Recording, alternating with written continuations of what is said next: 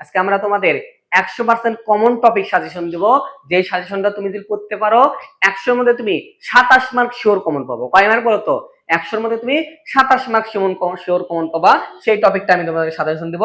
অর্থাৎ তোমাদের যে অষ্টম শ্রেণীর তথ্য উপাত্ত শেষের যে অধ্যায়টা আছে, এই অধ্যায় থেকে আমরা 100% গ্যারান্টি কমন টপিক, এই টপিক থেকেই তোমার শর্ট কোশ্চেন হতে আসবে, এমসিকিউ হতে আসবে, সৃজনশীল হতে আসবে। বুঝতে পারছো?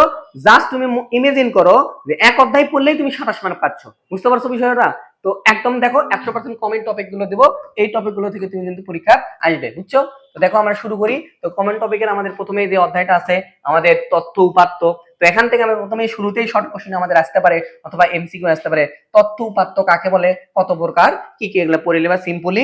এরপর আসো আমরা 2 নম্বর পেজে যাই। তো আমাদের অধ্যায়ের থেকে খুবই গুরুত্বপূর্ণ 100% শিওর থাকো যে এই এমসিকিউ তোমার আসবেই পরীক্ষায়, যে গণসংখ্যা নিবেশন সারণীর আমাদের ধাপ কয়টি, গণসংখ্যা নিবেশন সারণীর আমাদের ধাপ কয়টি, এমসিকিউ ধরা যাচ্ছে পরীক্ষায় অথবা শর্ট কোশ্চেন আসবে যে গণসংখ্যা সারণীর ধাপ কয়টি ও কি কি লেখো। বুঝতে পারছো? গণসংখ্যা সারণীর ধাপ কয়টা বলতো? 4টা।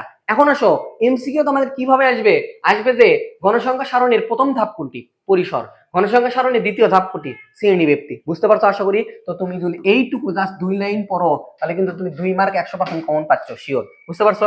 এরপর আসো আমাদের শ্রেণী সংখ্যার সূত্র জানা লাগবে, পরিসরের সূত্র জানা লাগবে, তারপরে গণসংখ্যা কাকে বলে এগুলো তো আমরা সিম্পলি পারি, এগুলো আমাদের জাস্ট আমরা দ্রুত শেষ করার চেষ্টা করতেছি। এরপর আসো আমাদের এখান থেকে একটা শর্ট কোশ্চেন আছে, সেটা হচ্ছে যে আমাদের লেখচিত্রর আমাদের যে আরেক পারিভাষিক অর্থ এটা দেওয়া আছে, আয়তক্ষেত্রে কি, এটা পড়ে নিবা। এখন আসো আমাদের মেইন টপিক, আমাদের উদাহরণ 1, অর্থাৎ আমাদের যে সারণী দেওয়া আছে আয়তলেখ। এখন আসি আমি তোমাদেরকে মুখে বলে দিই, এই অধ্যায় থেকে তুমি 2টা সৃজনশীল পাবা। একটা সৃজনশীল দিবি এইরকম উদ্দীপকলা, এরকম একটা উদ্দীপক দিবি, দিয়ে একটা সৃজনশীল দিয়ে বলবি ক নাম্বারে ধরো বলবি মধ্যক নির্ণয় করো, খ নাম্বার বলবি সারণী তৈরি করো, গণ নির্ণয় করো, গ নাম্বার বলবি একটা চিত্র আঁকো। বুঝতে পারছো? আর আরেকটা সৃজনশীল আমাদের কি দিবি বলতো, এইরকম আমাদের একটা ঢালাও মান দিবি। কি দিবি বলতো? ঢালাও মান। অর্থাৎ তোমাদের এখানে আমার পাই চিত্র আছে, তো ধরো আমাদের এরকম একটা মান দিবি। ধরো আমরা সাপোজ এরকম একটা আমাদের অবিচ্ছিন্ন শ্রেণী দিল, তো এরকম একটা অবিচ্ছিন্ন শ্রেণী দিয়ে ক নাম্বার বলবি এগুলো কি বিন্যস্ত কি অবিন্যস্ত সেটা করো, অথবা ক নাম্বারে বলবি মধ্যক নির্ণয় করো, খ নাম্বারে বলতে পারে আমাদের কি সারণী তৈরি করে গণ নির্ণয় করো, গাণিতিক গণ নির্ণয় করো, গ নাম্বারে বলবি আমাদের একটা আয়তলেখ আঁকো বা পাই চিত্র আঁকো, এই সামথিং আসবে। বুঝতে পারছো? এখন আসো আমরা এখান থেকে কি কি পড়বো, তাহলে দেখো আমরা স্কিপ করে চলে গেছিলাম। এখন আসো আমরা এখান থেকে, তাহলে কি বাবা বলতো, উদাহরণ একে কি বলছে, একটি আয়তলেখ আঁকো। এটা আমাদের শর্ট কোশ্চেনে আসতে পারে, ছোট্ট একটা আয়তলেখ আঁকাতে বলবি, অথবা তোমাদের সৃজনশীলও কিন্তু আসতে পারে। এবার আসো তোমাদের কাছে নতুন একটা টপিক, সেটা হচ্ছে যে পাই চিত্র। এখান থেকে দাও বাংলাদেশের সবটা স্কুলের থেকে এই অধ্যায়তে প্রশ্ন হবেই হবে। তো এই পাই চিত্র টপিক থেকে আমাদের একটা এমসিকিউ আসতে পারে অথবা শর্ট কোশ্চেন আসতে পারে, সেটা হচ্ছে পাই চিত্রের অপর নাম কি, বৃত্তলেখ। কি বলতো? বৃত্তলেখ। পাই চিত্রের অপর নাম কি? এই তারপরে আমাদের বৃত্তের কেন্দ্রে সৃষ্ট কোণ কয় পরিমাপ কত, 360 ডিগ্রি, এটা আমাদের আসতে পারে। বুঝতে পারছো? তো এখান থেকে দুইটা কিন্তু আমি এমসিকিউ পেতে পারি এই পাই চিত্র টপিক থেকে। এরপর আসো আমাদের এরপরে কি আছে, আমাদের পাই চিত্রের মধ্যে দুইটা কনসেপ্ট আছে, দুইটা কনসেপ্ট যদি তুমি মনে রাখতে পারো যে কোনো ধরনের পাই চিত্র থেকে তুমি কিন্তু অ্যান্সার করতে পারবা। এক নাম্বার কনসেপ্ট হচ্ছে ডিগ্রি থাকলে সংখ্যা বার করা, সংখ্যা থাকলে ডিগ্রি বার করা। তুমি যদি ডিগ্রি থেকে সংখ্যা বার করতে চাও তাহলে 360টাকে কি করতে হবে বলতো, ভাগ করতে হবে। আর যদি তুমি সংখ্যার থেকে কি করতে চাও বলতো, ডিগ্রি কনভার্ট করতে চাও, তাহলে নিচে লেখা লাগে মোট আর উপরে দুটো গুণ করতে হয়। এটা তো তোমরা ক্লাসে পড়ছো, আমরা প্রাইভেট ব্যাচে একদম ডিটেইলসে পড়া দিছি। মনে রাখবা সংখ্যা বার করা অথবা ডিগ্রি বার করা, এটা পরীক্ষার শর্ট কোশ্চেন এবং এমসিকিউ কিন্তু আমাদের আসবে। শর্ট কোশ্চেন এবং এমসিকিউ কিন্তু 100% শিওর থাকো যে এটা তোমাদের আসবে। বুঝতে পারছো? এরপর আসো আমাদের কি, এই যে কেন্দ্রীয় প্রবণতা, খুবই গুরুত্বপূর্ণ 100% শিওর টপিক। এই টপিক থেকে একটা না একটা প্রশ্ন আসবে, তুমি একটা এমসিকিউ পেতে পারো, শর্ট কোশ্চেনও পেতে পারো এবং সৃজনশীলের ক পেতে পারো। বুঝতে পারছো? কেন্দ্রীয় প্রবণতা কাকে বলে এবং কেন্দ্রীয় প্রবণতার পরিমাপ কয়টি, সেটা হচ্ছে 3টি, একটা হলো গড়, মধ্যক, প্রসারক। বুঝতে পারছো? কাকে বলে সংজ্ঞাটা দেওয়া আছে, এখান থেকে কিন্তু আমাদের এমসিকিউ শর্ট কোশ্চেন আসবে। বুঝতে পারছো? এরপর আসো আমাদের গড় নির্ণয়। তো গড় নির্ণয় সাধারণ পদ্ধতিতে আমরা যে গড়গুলো নির্ণয় করি সেই গড় একটু এনে চেঞ্জ হচ্ছে। আমরা গড় নির্ণয়ের সূত্র কি জানি বলতো? গড় নির্ণয়ের সূত্র জানি আমরা কি, উপাত্ত সময়ের সমষ্টি ভাগ উপাত্ত সময়ের সংখ্যা। সেম পদ্ধতি এখন আমাদের সেটা কি আছে বলতো, সামেশন xi ডিভাইডেড n, এটা মানেও তাই বোঝাচ্ছে। xi মানে কি বোঝাচ্ছে, সমষ্টি, x আবার সামেশন মানে সমষ্টি, আর xi মানে আমাদের উপাত্তগুলো যোগফল, n মানে পদ সংখ্যা। সেম ভাবে তুমি গড় নির্ণয় করতে পারবা। এখন আসো আমাদের সংক্ষিপ্ত পদ্ধতিতে গড় আর গাণিতিক পদ্ধতিতে গড়। তো আমাদের দেখো এখানে দুইটা সূত্র আছে, এই দুটো সূত্র আমাদের জানতে হবে।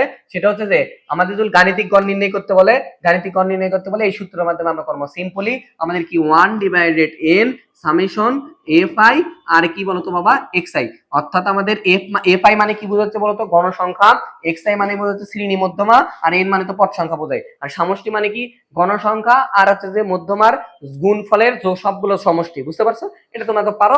এখান থেকে শিওর থাকো যে এই গাণিতিক গড়, এখান থেকে তুমি একটা গ নাম্বার প্রশ্ন 100% শিওর থাকো, দুটো সৃজনশীলতা আসতে পারে অথবা একটা সৃজনশীলতা আসবি 100%। বাংলাদেশে সবটা স্কুলে চ্যালেঞ্জ দিলাম যে একটা প্রশ্ন তোমার থাকবে গাণিতিক গড় নির্ণয় করো, অর্থাৎ এই সূত্রতে তোমার একটা 4 নাম্বার কিন্তু তুমি পাবা। বুঝতে পারছো? আশা করি আমাদের এই শখটা এখন তোমরা পারো, এখান থেকে কিন্তু অপশন আসবে। তোমরা এই শখ আঁকাতে গেলে হিসাবগুলো যে গুণ ভাগগুলো আছে সেগুলো একটু দুইবার রিভাইজ দেবা, কারণ হিসাবের ভুল হলে মান ভুল পারবে। বুঝতে পারছো? এবার আসো আমাদের এরপরের টপিকে চলে যাই। এরপরের টপিক কি আছে বলতো মধ্যক। এই মধ্যক তো তোমরা ক্লাস 6 থেকে পড়ে আসতেছো। মধ্যক আমাদের মধ্যক থেকে একটা শর্ট কোশ্চেন অথবা এমসিকিউ তুমি পাবা, মধ্যক নির্ণয়। তো মধ্যক নির্ণয় আমাদের দুইটা সূত্র আছে, একটা জোরের সংখ্যার ক্ষেত্রে আর বিজোড় সংখ্যার ক্ষেত্রে।